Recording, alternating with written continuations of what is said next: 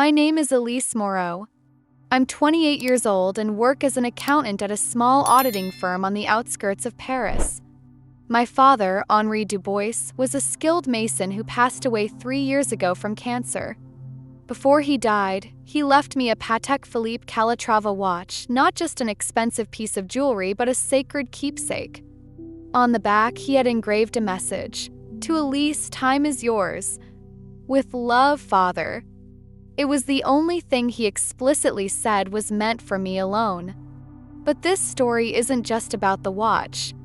It's about how I reclaimed my time and the worth I had forgotten I carried.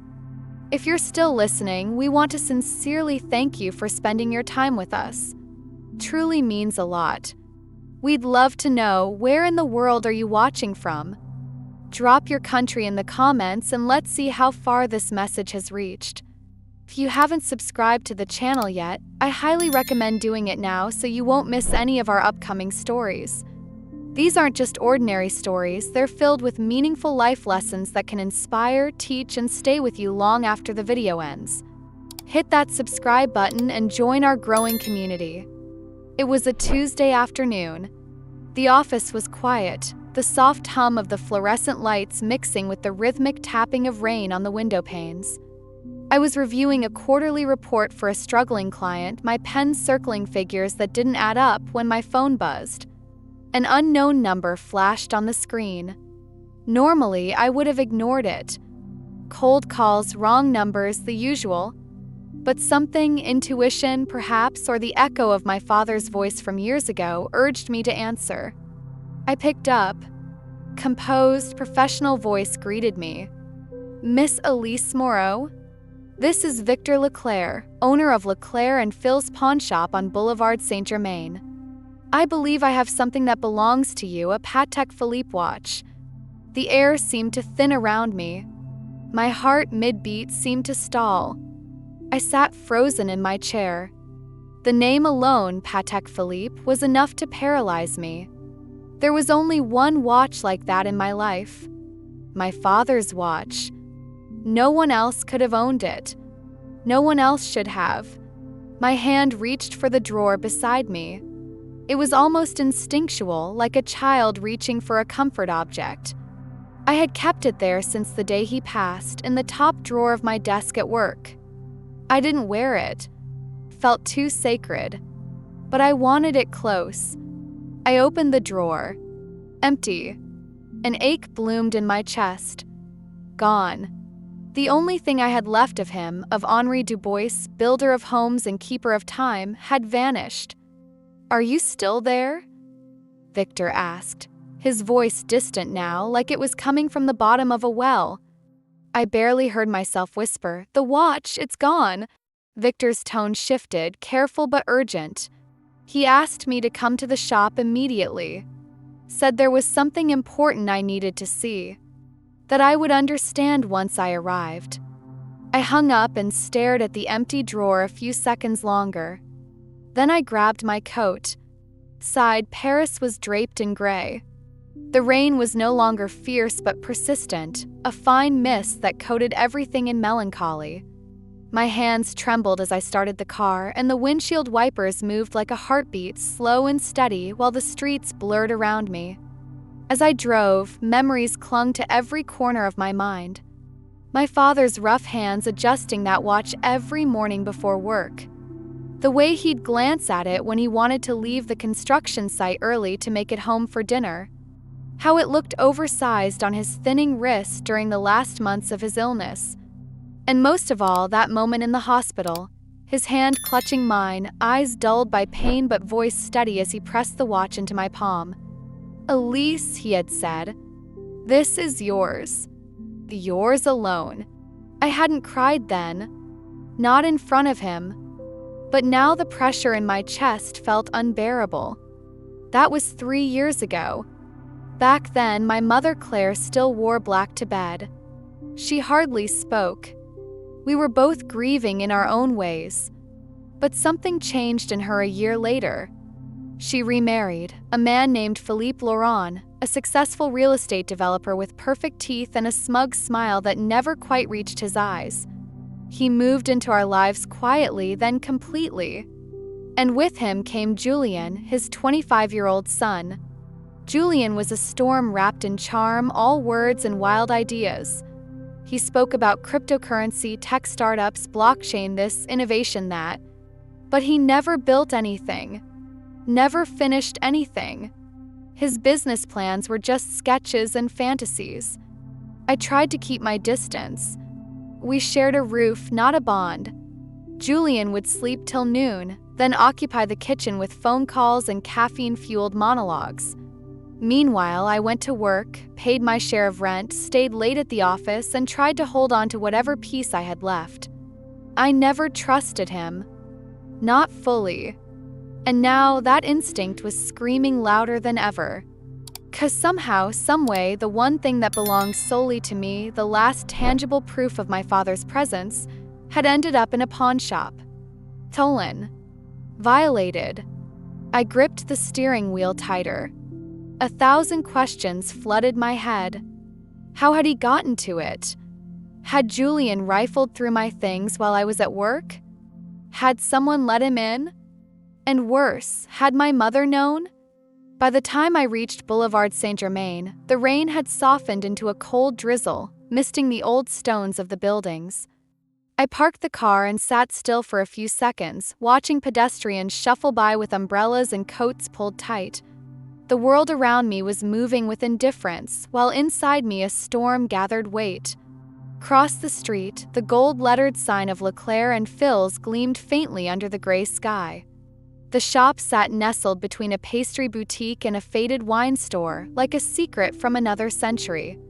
I stepped out of the car and pulled my coat tighter.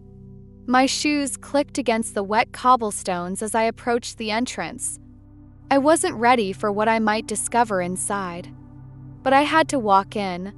Leclerc and Phil's pawnshop sat quietly between a pastry shop and an old wine store, its faded awning barely shielding the glass door from the drizzle.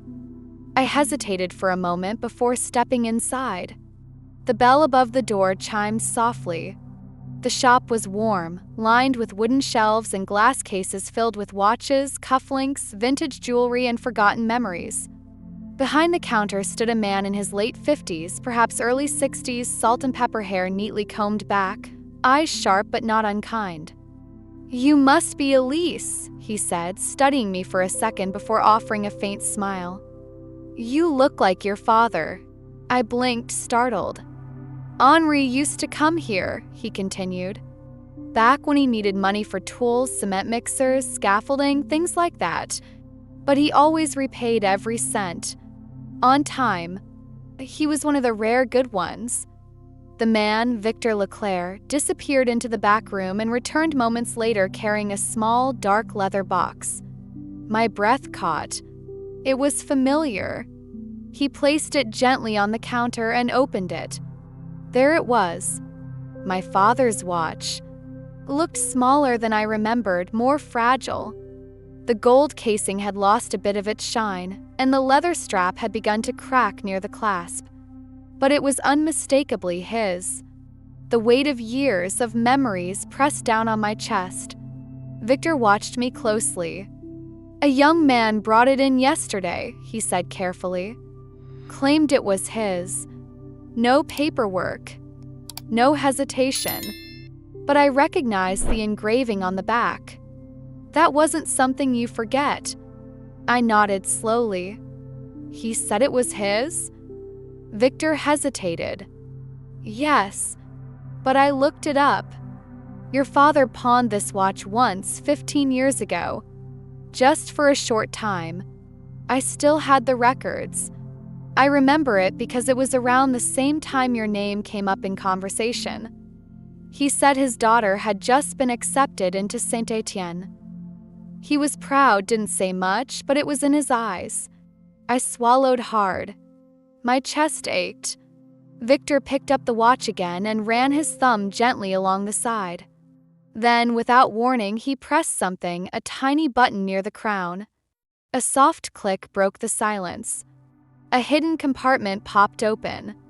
I stared, stunned. I never knew it was there. Inside was a small, folded piece of paper, yellowed, fragile. Victor slid it toward me. Hands shaking, I unfolded it. The handwriting was instantly familiar, tight, slanted, unmistakably my father's. "Elise," it read. "If you're reading this, the watch has fallen into the wrong hands. Go to the safe deposit box at Banque Nationale, box 319. Key is in my toolbox, under the level. The watch is yours. But what's inside the box, that is your future. Don't let anyone take it from you. Love, Dad." I couldn't speak. The weight of it all, the loss, the violation, the hidden message, pressed against my ribs like a vice. Victor's voice was quiet. The boy who brought it in. I didn't get his last name. But from the way he talked, young, entitled, speaking of investment opportunities, I assumed you'd know who he was. I did. Julian. Course it was him. He must have gone through my things. Maybe while I was out.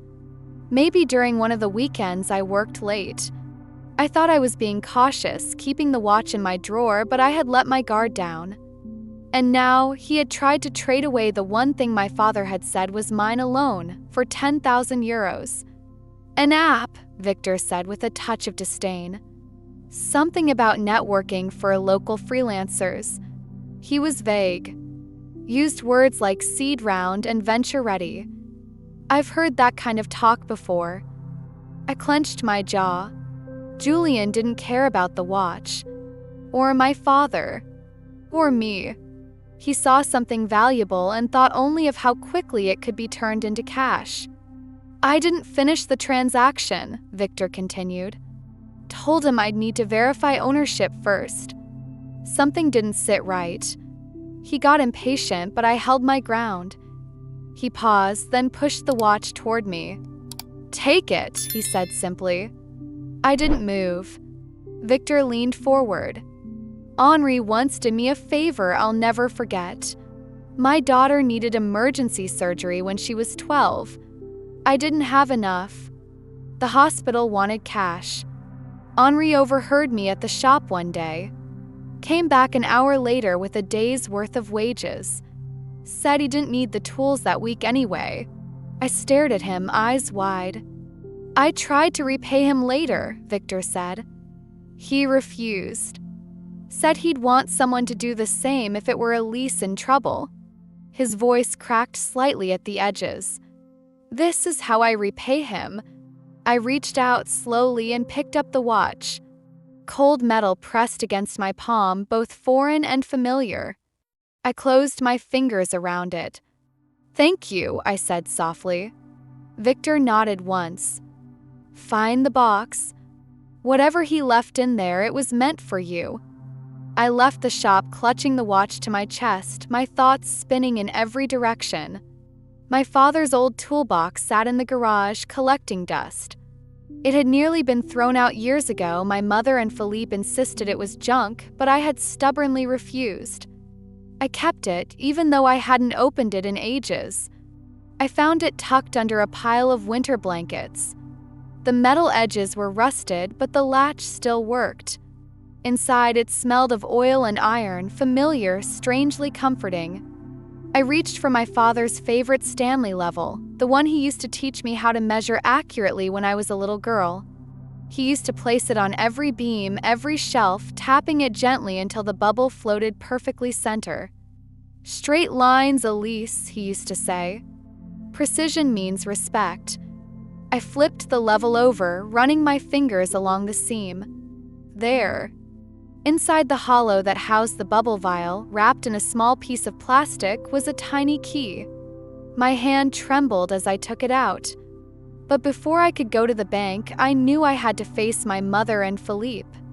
I drove across the city to their apartment in the 7th arrondissement, a sleek, modern place with glass walls and imported marble.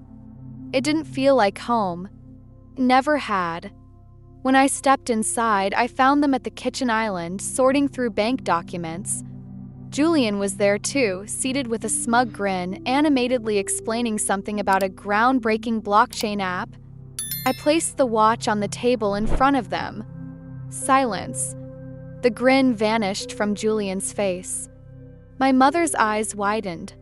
Philippe froze mid-sip of his espresso. "I found this," I said, my voice icy. My mother stammered. "Elise, what are you doing home at this hour?" I cut her off.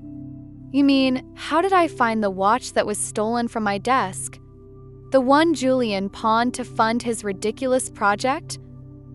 Julian's face went pale. He opened his mouth, but no words came out. Philippe cleared his throat, attempting calm. "Elise, we're family."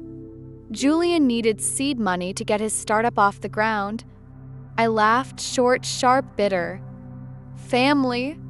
Julian burned through his entire trust fund on a Porsche and a week in Côte d'Azur. And me?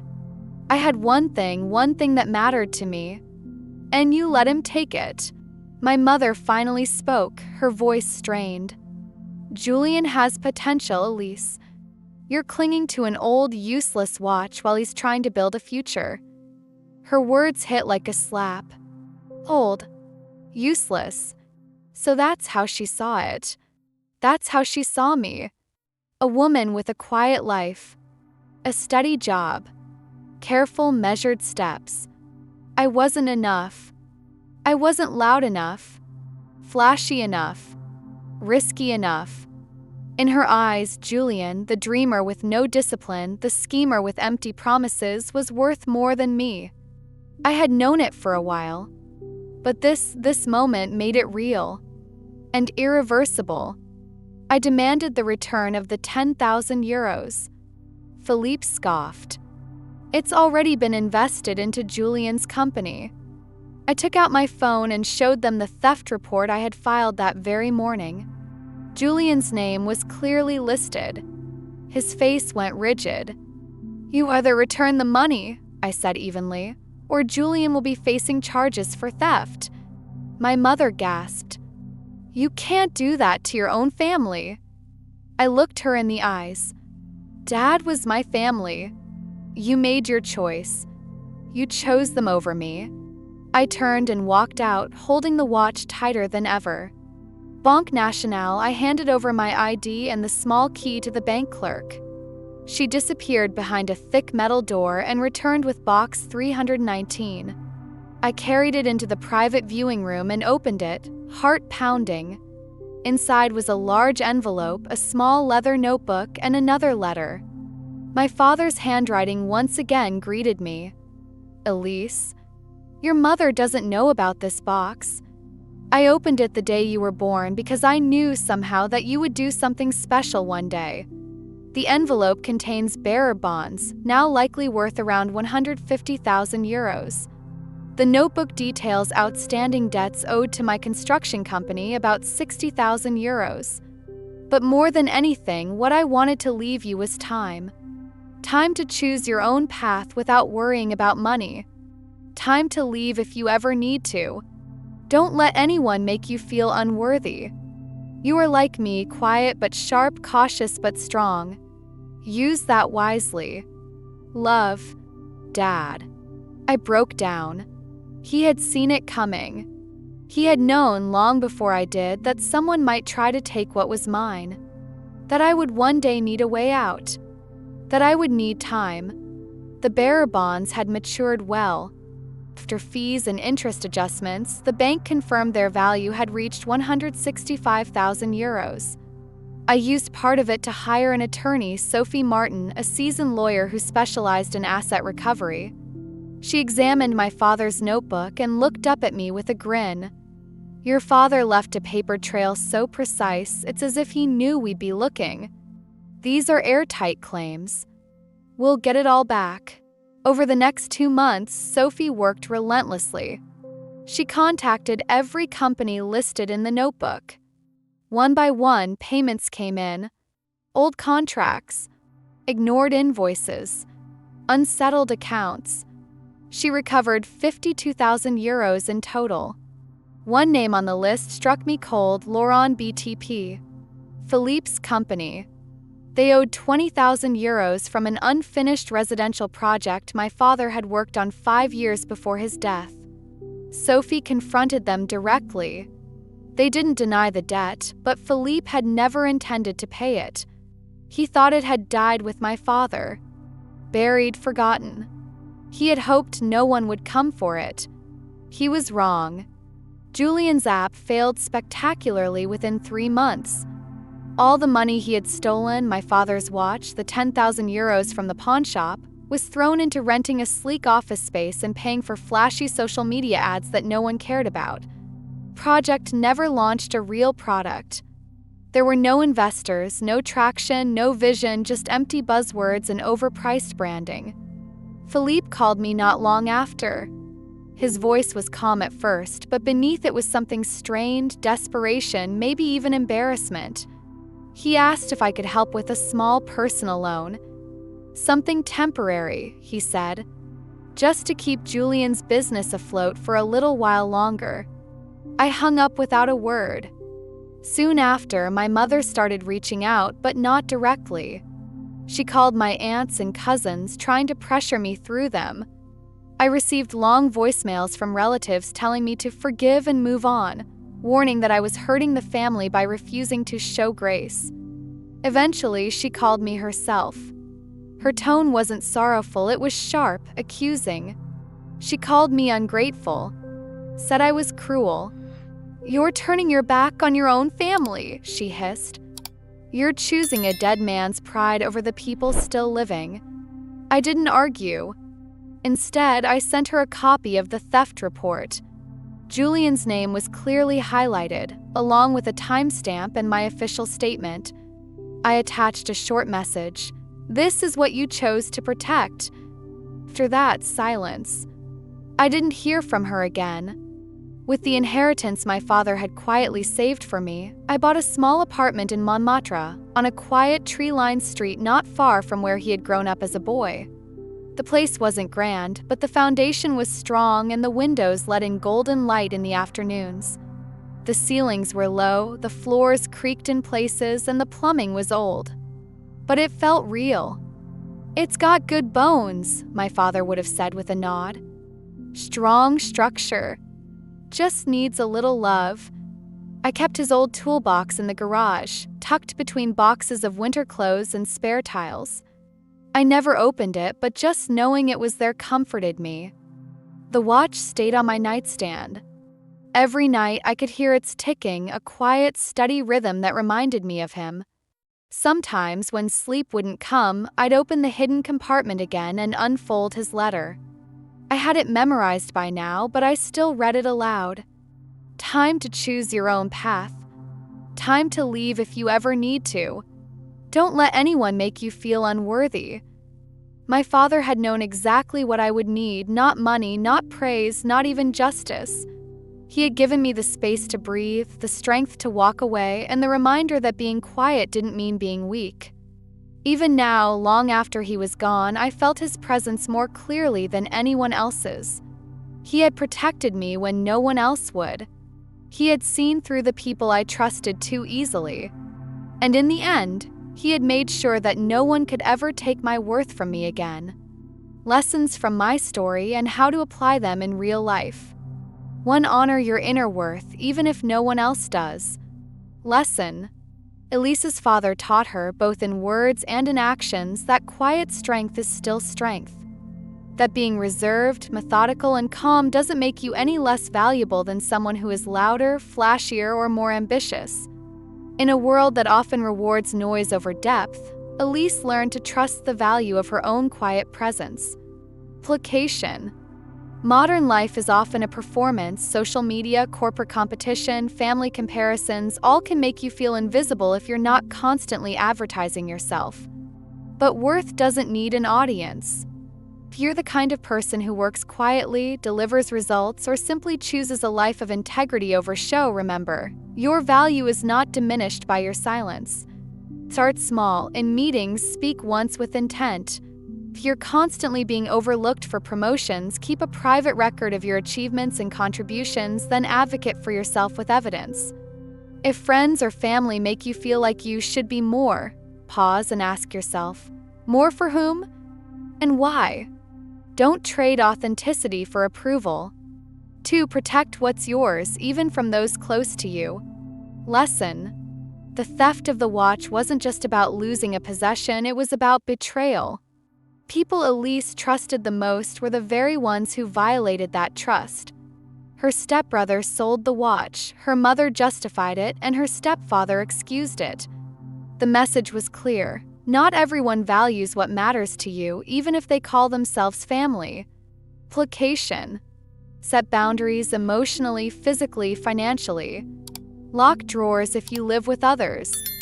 Keep important documents in secure locations. Communicate your boundaries clearly, and if they're crossed, respond directly. Don't minimize theft, gaslighting, or emotional manipulation just because it comes from someone who should know better. If a sibling borrows without asking, or a parent shares personal information without permission, say so. You're not being difficult, you're being clear. If they don't respect your no, that's not love. That's control. 3. Time is your greatest asset. Use it like it's gold. Lesson: Elise's father left her more than money, he left her time. His message was crystal clear. Freedom comes not just from resources, but from the ability to choose how you spend your minutes, days, and years. He gave her permission to leave, to pause, to breathe without fear. Placation: we often guard our wallets more tightly than our calendars. But wasted time can't be refunded. Create intentional time budgets. If your job drains you beyond recovery, don't delay your search for better.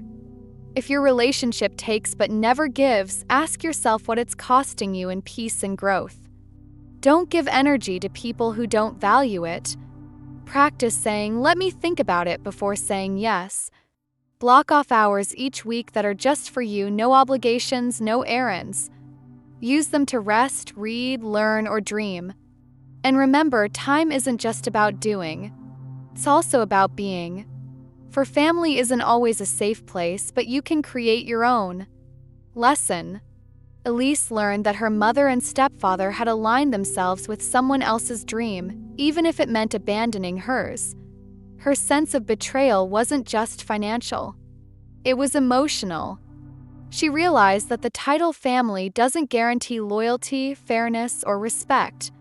Placation: it's okay to grieve the family you didn't get. And it's okay to redefine family on your own terms. You can build a chosen family, friends, mentors, partners who see and support you for who you are. If someone in your biological family repeatedly disregards your feelings, uses guilt to control you, or stands by while others hurt you, it's okay to create distance. That distance might be temporary. It might be forever. But it should always serve your healing. Speak up. Be clear. And if they still don't hear you, walk away with grace, not shame. 5. Plan for the storm, even if the sky looks clear. Lesson: Elise's father didn't just leave love behind. He left a contingency plan. A hidden letter. A safe deposit box. Legal documentation. He knew that hard times often arrive without warning, and he wanted Elise to be ready, not vulnerable. Placation: you don't need to be wealthy to be prepared. Create an emergency fund, even just a few $100s. Keep copies of IDs, contracts, or medical records in a secure cloud folder. Draft a basic will or write a letter of instructions to someone you trust. Think about risks not from fear but from foresight. If you're supporting aging parents, talk about healthcare decisions now. If you're the sole income earner, look into insurance options.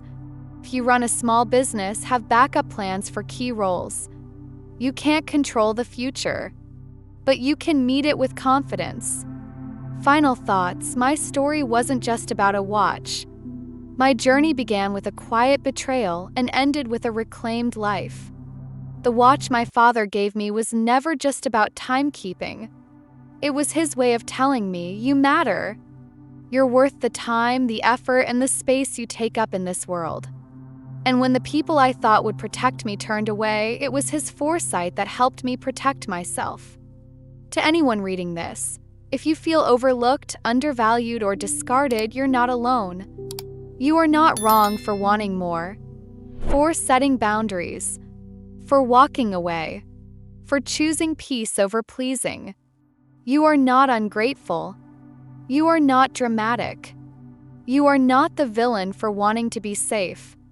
You are simply someone who's learning what Elise learned, that sometimes love shows up in preparation, in protection, in silence. And when the world gets loud, when betrayal knocks, when the people closest to you turn cold, you will remember what truly matters. You have time. You have choices.